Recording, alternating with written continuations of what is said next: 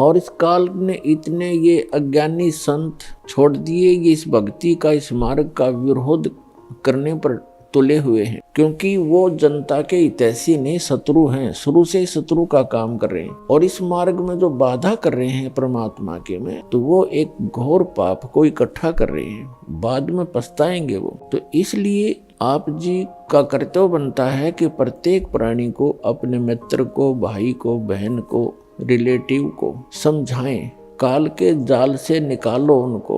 वो भयंकर दुख का सामना कर रहे हैं और इस मनुष्य जीवन को नष्ट करके आगे जो उनके ऊपर कहर टूटेंगे, वो पुण्यात्माओं अभी पता नहीं उनको। और इस परमात्मा की शरण में आने से वो हर दुख से छूट जाएंगे। एक प्राणी को उस गलत साधना से हटाकर इस कबीर परमेश्वर के इस सत्य मार्ग से जोड़ने का इतना पुण्य है उस व्यक्ति को, जो उसको वहां से सुलझा समझा के भगवान के दरबार में ले आता है। इतना पुण्य होगा जैसे करोड़ गौओं को और हत्थे में कटते हुए बचा दी जाए, करोड़ गायों को कसाई से छुटवा दिया जाए जो काटने को तैयार है। इतना पुण्य होगा उस व्यक्ति को जो एक प्राणी को यहाँ लाकर जोड़ देगा, क्योंकि उस भोली आत्मा को ज्ञान नहीं, वो फंस गया उन नकलियों के और उनको पूर्ण संत मान करके उनके चिपका हुआ है।